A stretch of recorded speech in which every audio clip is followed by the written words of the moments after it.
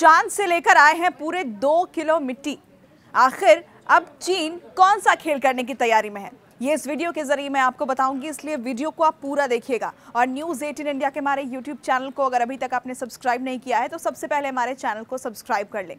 देखिए, चांद पर जिंदगी की तलाश में पूरी दुनिया लगी हुई है, चाहे वो सुपर पावर अमेरिका हो या फिर सब कुछ हासिल करने की जल्दी में दिख रहा चीन हो। और इसी कड़ी में अब चीन ने चंद्रमा के सुदूर हिस्से, यानी कि वो हिस्सा जिस तरफ अंधेरा है, वहां से मिट्टी लाकर इतिहास रच दिया है। जी और ऐसा करने वाला वो पहला देश बन चुका है।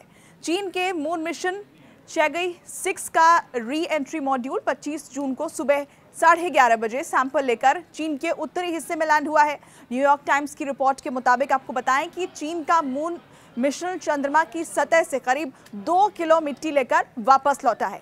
अब इस मिट्टी के बारे में आपको बता दें, देखिए, चीन जो सैंपल लेकर आया है वो करीब 4 अरब साल पुराना बताया जा रहा है। सैंपल इकट्ठा करने के लिए ड्रिल और रोबोटिक आर्म्स जैसी चीज़ों का इस्तेमाल भी किया गया और फिर सैंपल को एक कैप्सूल में डाला गया और री एंट्री व्हीकल के जरिए धरती तक उसे ट्रांसफर किया गया। चीन का मून मिशन चैगई 6 3 मई को चंद्रमा के साउथ पोल पर लैंड हुआ था। अब इस जगह के बारे में भी आपको बता दें, वो सुदूर हिस्सा जहां से चंद्रमा की सतह से चीन ये मिट्टी लेकर आया है। चंद्रमा का दरअसल वो सुदूर हिस्सा या फार साइड वो इलाका है जो धरती से कभी भी दिखाई नहीं देता है।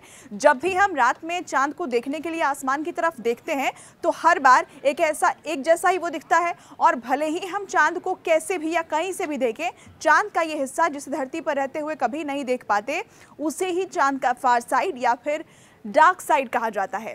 अब डार्क साइड में ऐसा क्या खास है, तो देखिए, अभी तक चंद्रमा पर जितने मून मिशन भेजे गए हैं ज्यादातर उस हिस्से में लैंड हुए हैं जो धरती से दिखाई देते हैं। चांद के सुदूर हिस्से या फिर की जो फार साइड है उसके बारे में बहुत ज्यादा जानकारी भी लोगों के पास नहीं है। वैज्ञानिक अनुमान जताते रहे हैं कि चंद्रमा के इस हिस्से में बर्फ के रूप में पानी मौजूद है जो वहां जीवन का सबसे बड़ा स्रोत हो सकता है। और चीन लंबे समय से चंद्रमा पर अपना बेस बनाना चाहता है और इसी कड़ी में, इसी क्रम में उसने फार साइड से सैंपल इकट्ठा कर लिया है। अब आखिर इस मिट्टी से चीन हासिल क्या करना चाहता है? चीन फार साइड के सैंपल से ये पता लगाने की कोशिश करेगा कि क्या वाकई उस हिस्से में बर्फ के रूप में पानी मौजूद है। चंद्रमा का निर्माण कैसे हुआ होगा, उसकी मिट्टी कैसी है और उसमें क्या क्या चीजें हैं। रॉयटर्स की एक रिपोर्ट के मुताबिक चीन चंद्रमा की मिट्टी का इस्तेमाल मून बेस प्रोजेक्ट के लिए करना चाहता है। ये एक महत्वाकांक्षी परियोजना है और इसी दशक के आखिर में इसके शुरू होने की उम्मीद भी जताई जा रही है।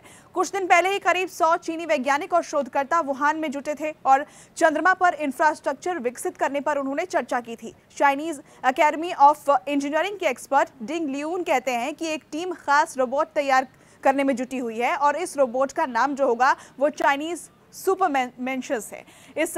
ये चंद्रमा की मिट्टी से दरअसल ईंटें भी बनाएगी। अब चांद पर बेस आखिर चीन और अमेरिका क्यों बनाना चाहते हैं, इसे भी समझिए। चंद्रमा पर अब तक जितने भी मिशन भेजे गए हैं उससे तमाम जानकारी मिली है और जैसे कि चंद्रमा की सतह पर सल्फर है, oxygen, aluminium, calcium, iron, chromium और टाइटेनियम जैसी चीज़ों का पता चल चुका है जो हर देश के लिए बहुत इंपॉर्टेंट है। पर चंद्रमा पर सबसे पहले बेस बनाने की असली वजह है हीलियम 3। साल 2022 में चीन का स्पेसक्राफ्ट चंद्रमा की सतह से मिट्टी लेकर लौटा तो ये पता चला कि उसमें हीलियम 3 है जो ऊर्जा का सबसे अहम स्रोत कहा जाता है। हीलियम 3 कितना ताकतवर है, इसको इस तरह से आप समझ सकते हैं कि सिर्फ 1 ग्राम हीलियम 3 165 मेगावाट आवर्स की बिजली पैदा कर सकता है। इस रेस में भारत भी शामिल है। वैज्ञानिकों के मुताबिक चांद की सतह पर 1 मिलियन टन से ज्यादा हीलियम 3 मौजूद है। ये इतना है कि अगले 10,000 साल या फिर उससे भी ज्यादा तक, माफ कीजिएगा 1 लाख साल तक ये दुनिया की जो ऊर्जा की जरूरतें हैं उसे पूरी कर सकता है। और वैज्ञानिकों का यह अनुमान है कि ज्यादातर हीलियम 3 चंद्रमा के साउथ पोल वाले हिस्से में ही मौजूद है। इसलिए चीन और अमेरिका जैसे देश वहां पर अपना बेस बनाना चाहते हैं और इसमें भारत भी पीछे नहीं है। आपको याद होगा कि पिछले दिनों चंद्रमा के साउथ पोल पर सफल मून मिशन भेजा गया।